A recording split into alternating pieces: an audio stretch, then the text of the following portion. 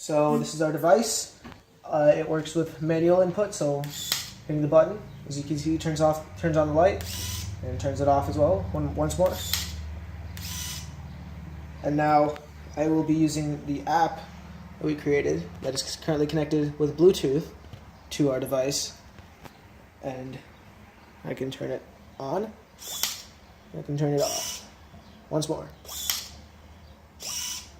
All right, and this is our project. It fits on with Velcro onto a light switch, and then when you hit the button, it works with the rack and pinion assembly.